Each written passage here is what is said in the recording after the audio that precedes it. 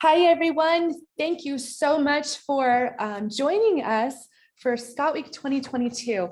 And we are so excited to have a very special guest with us. This is Shona McCarthy, and just wanted to introduce her. She is with the Fringe Society that supports the Edinburgh Fringe Festival. And I have been attending this event for, I want to say, the better part of the last 30 years. I've watched it evolve over the years. It's amazing. It takes place through the whole city of Edinburgh, but I want Shona to talk to you a little bit more about it and tell you herself about the festival. Shona, welcome, and thank you so much for being on here with us today. Hi, I'm so delighted to be here, and the Fringe is my favorite topic, so I'm really happy to kind of share a conversation with you, Cindi. Great to see you. Yeah, thank you. Good. And with that, sorry. We'll cut that. Zoom, what can you do? We'll cut that. I forgot to introduce you, Kelsey. And we also have Kelsey Deanne here from Scott Week's Vice President on as well. Kelsey, welcome as well. Thank you so much for joining us, ladies. Thank you for having me. And I'm so excited to talk with you, Shona, because I've been to the Fringe Festival a couple of times and it's so amazing. There's so much energy, so many people coming around doing all different kinds of shows, from these zany one-man shows to these like Shakespeare parody shows, and it's so cool. And so with that, for those of our audience members that have no idea what the Fringe Festival is, tell us about it and tell us about the society.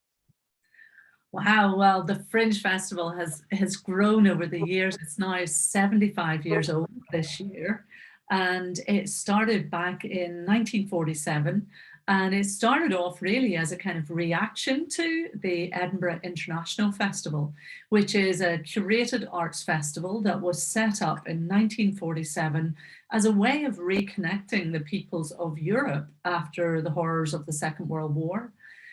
So I like to tell that story because people don't often know that that was the genesis of the Edinburgh International Festival in the first place.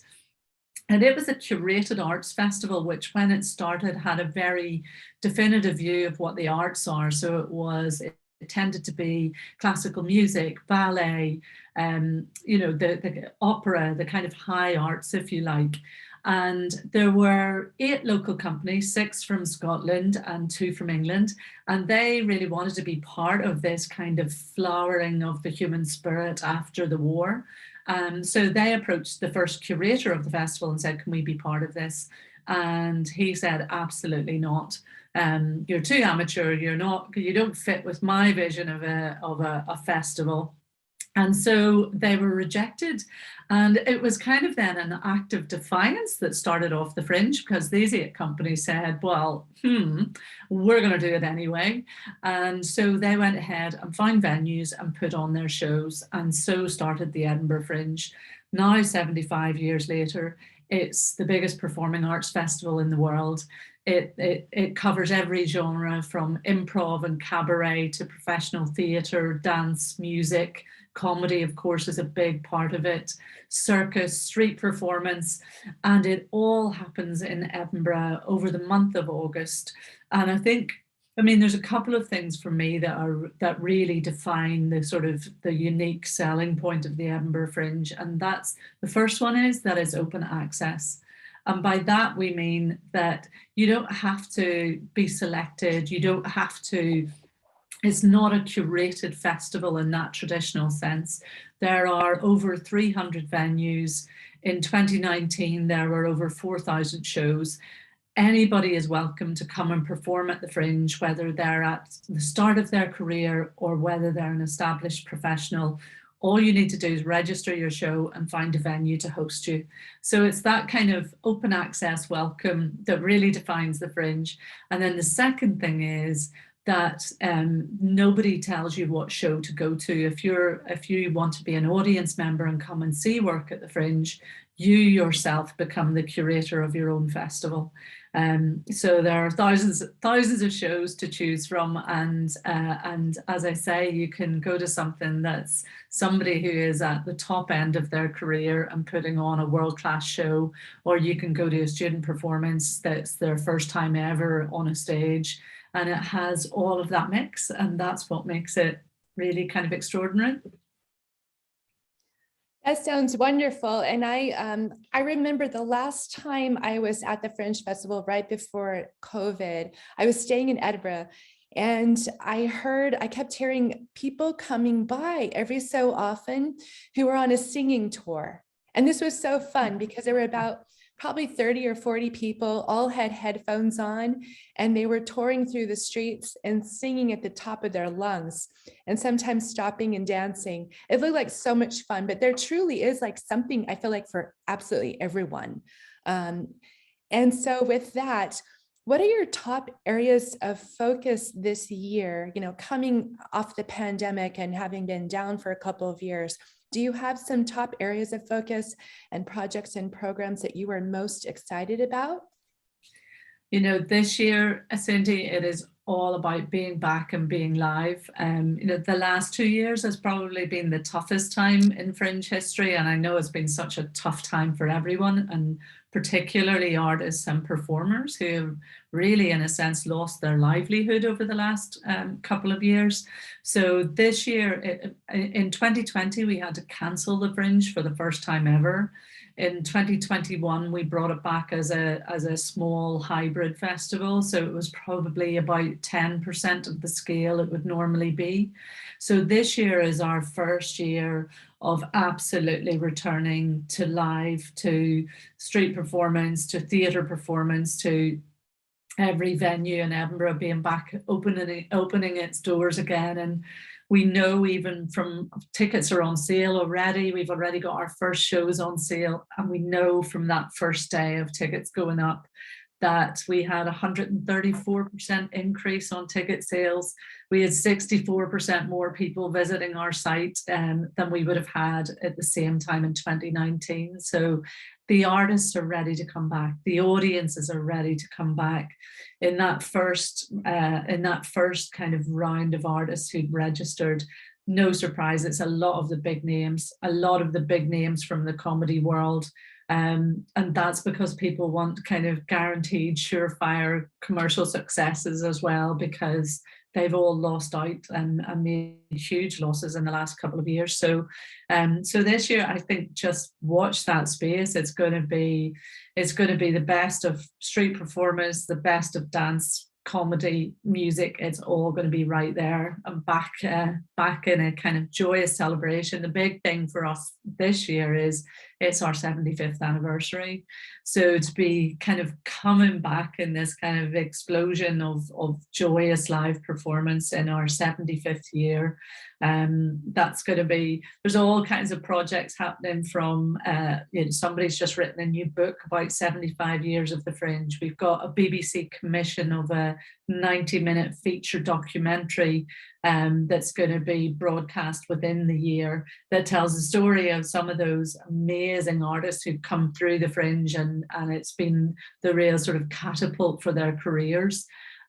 We've got 75 moments of the Fringe, a big project that we've put out to audiences and to artists to say, tell us, share with us, what is the moment?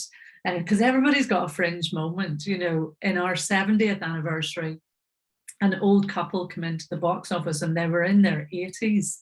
And they couldn't wait to tell us that they had met at the very first Fringe and they had come back every year since.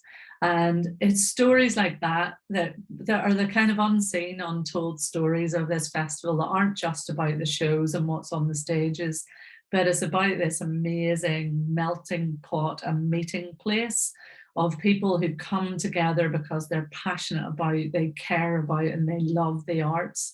And you've both been there. Anything can happen in Edinburgh in August. There's just amazing stories to be told. So we're collecting all of those as well, and we'll be sharing those on our digital platforms over the coming months and weeks.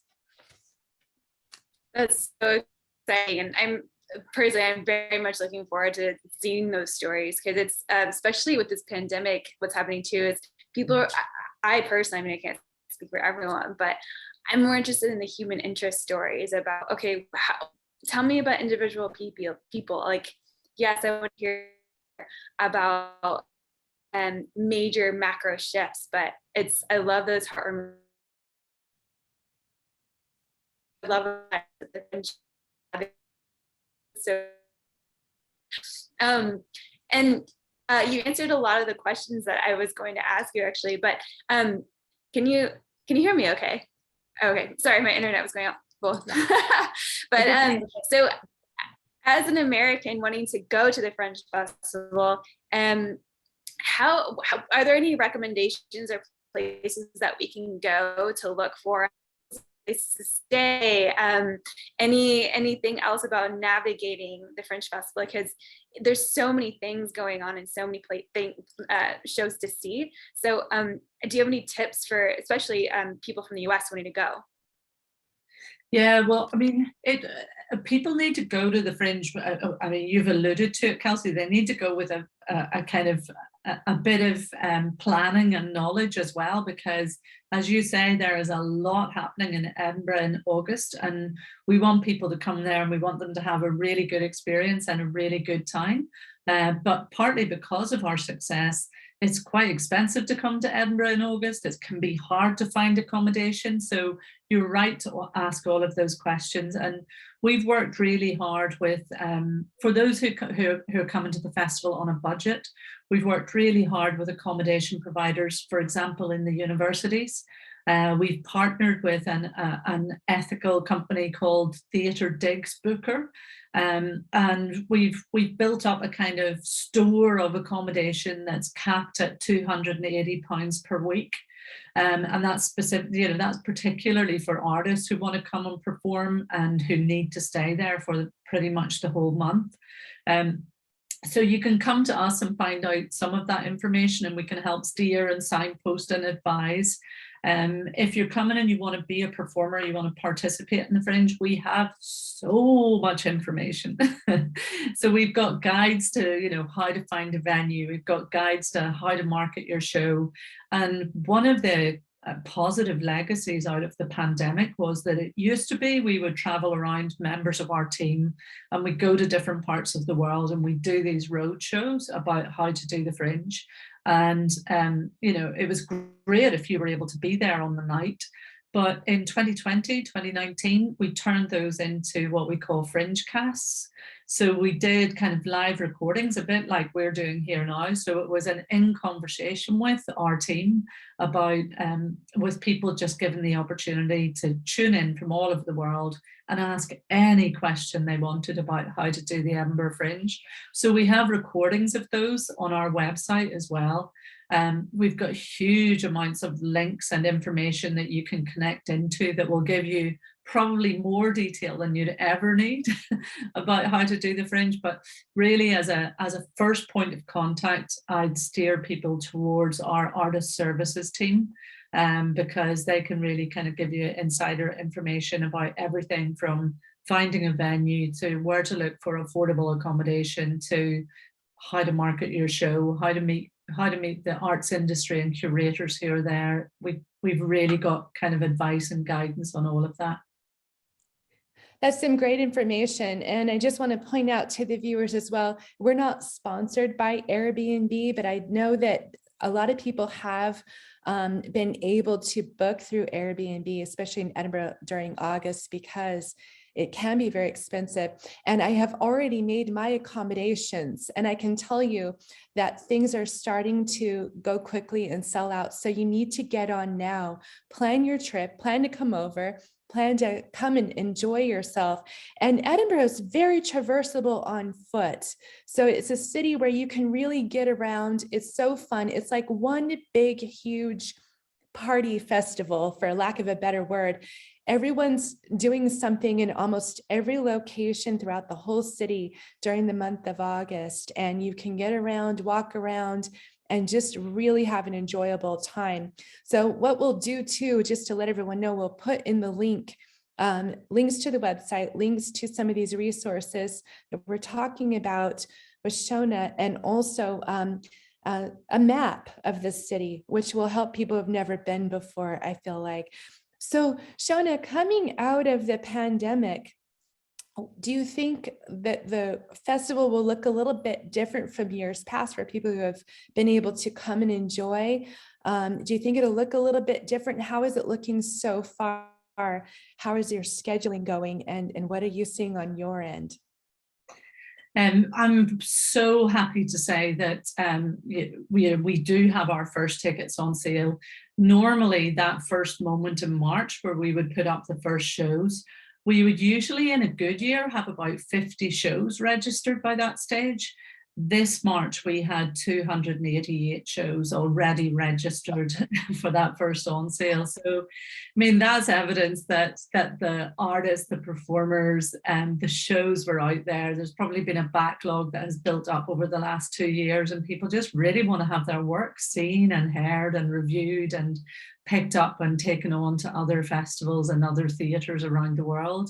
So, it's in terms of our scheduling, we are in full scale kind of return to live, and the city is in preparation for all of that, because as you know, it's not just the Fringe that's on in Edinburgh in August, but we've also got the Edinburgh International Festival, the Book Festival, the Art Festival, the Edinburgh Military Tattoo that takes place up at the castle. So there's just so much to choose from, and I mean, I'm pretty confident that the city is ready to welcome people back. I'm really confident that our team at the Fringe are here and ready to support people.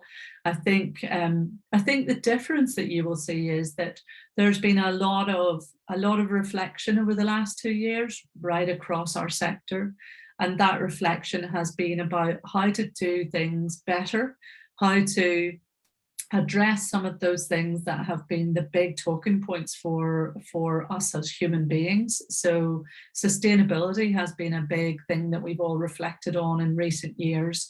So you're going to see, I think, a lot less printed material. You're going to see probably a lot less of the big kind of corporate infrastructure that you might have seen around the city. I think it's going to feel more toned down. I think it's going to feel more organic.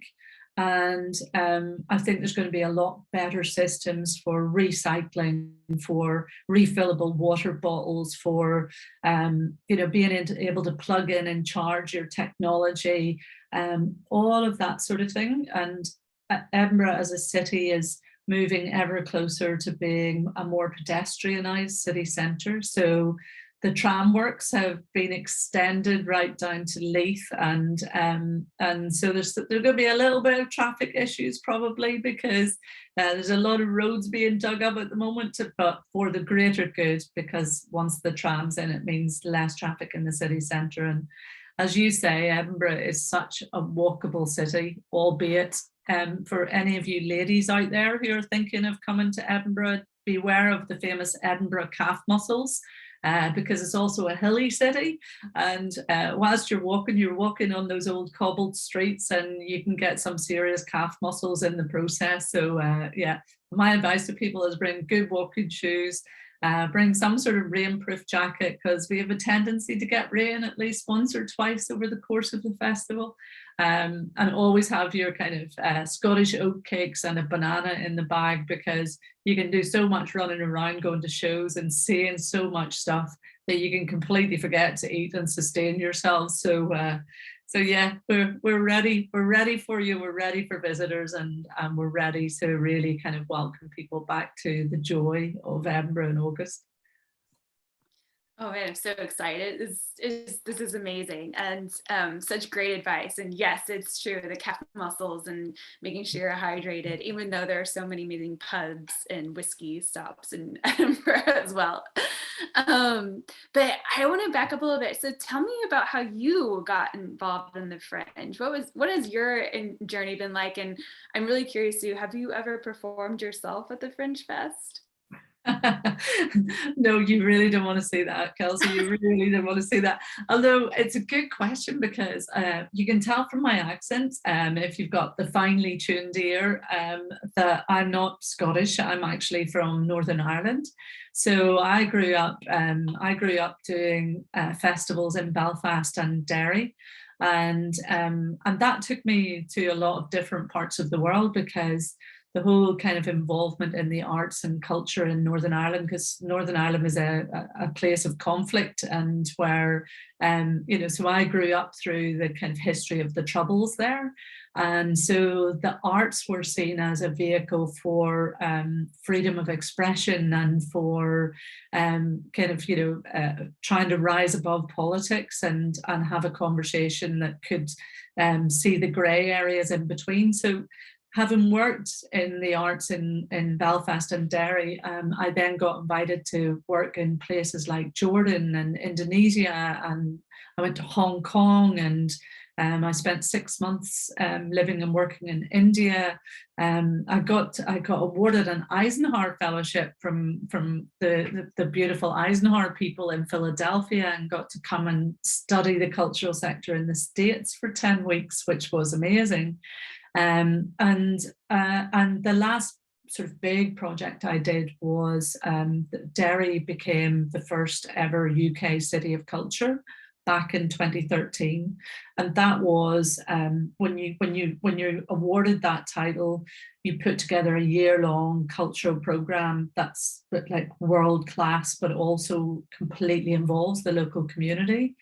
So that was a kind of major big project that I'd done, and obviously grew up knowing the Fringe and seeing the Fringe. And after university, I had for a year been in an educational theatre company where we performed works from the syllabus in Northern Ireland and went around schools and theatres performing these works. I think I was paid like £5 a week on top of my, unemployment benefit. And really, by the end of that year, I think the realization that I was never going to make my living as a performer kicked in. And I had the opportunity to go and work on this film festival in Belfast, and became the programmer of a film festival. So film was actually my first love as an art form, and then to the Derry City of Culture project. And that's when I started to get a couple of emails saying, did you know the Edinburgh Fringe was looking for a chief executive? And then eventually the Fringe Society itself sent me an email saying, we'd love to encourage you to look at this job. And I couldn't ignore that. I mean, I'd adored the Fringe Festival from when I was only a teenager. And so I genuinely went for the interview thinking, I haven't got a chance of getting this, but I want them to know how much I love this festival and how interested I am. So I went, and it was a 3-interview process. It was almost like an apprenticeship, The Apprentice, that TV program. It was almost like that sort of process, because at one stage I was taken in a darkened vehicle to Murrayfield Rugby Stadium, and had to be interviewed by all 16 board members of the Fringe Society. Who come in twos and interviewed me, and so I was just absolutely thrilled to get offered the job, and I've been there. This is my 6th year now, and loving every minute of it. It's a festival that speaks to my values of inclusion and accessibility and freedom of expression, and so I'm loving it. Well, you are definitely very passionate about it, and I think that really shines through. And so I know that your work on this is really going to pay off this year. I think there's going to be more people coming than ever before. And I think that we're going to see the streets of Edinburgh just absolutely flooded with people who are very much wanting to live life again and come out and experience all that there is to experience. And what a beautiful festival this is. So if you have never considered going to Edinburgh for the Fringe Festival during the month of August, you really should. It's an experience like no other, and you will want to go back every single year. And so with that, I also want to point out there's a couple of people who have been involved with Scott Week. Tony McGeever of the hit show Shetland, and also Sylvester McCoy, who's very near and dear to our hearts, a very good friend of Kelsey's, who would play Doctor Who are also performing at the Fringe this year. So we're excited to come in and see those people. And Kelsey and I will be there. I'll be there a little bit earlier, and Kelsey will be staying after me. But we are coming in and we are going to broadcast a little bit live from around the city, just to give you guys an idea through our YouTube channel of what the Fringe Festival kind of looks like and feels like. And so hopefully that you will want to go if you cannot go this year. So follow along with us, follow everything that Anne is and her and Shona are doing. And go onto their websites, look up the schedules, look up the maps, and plan your vacation. And Shona, how do people follow everything that you're doing? Do you have social media handles that you can share? And we'll also put in the links below. Edfringe.com, www.edfringe.com. Our Twitter has, oh, now you're asking me, I've never followed our Twitter, so I don't know. It's probably #edfringe.com or, make your fringe, one of those ones. We'll find it. We will find it, not to worry. It'll be in the links. It'll all be on the website. And there's lots of opportunities to get involved more closely with us as well. We're a membership organisation, so people can become members of the Fringe Society. It only costs £5, but it gives you a kind of insider handle on the Fringe. You can become a friend of the Fringe, which gives you all kinds of sort of perks and assistance whenever you come to Edinburgh. And we have regular newsletters and all the information on our website as well. So there's so many ways to engage with us, so many ways to become involved. And we'd love to have more of our American friends on board.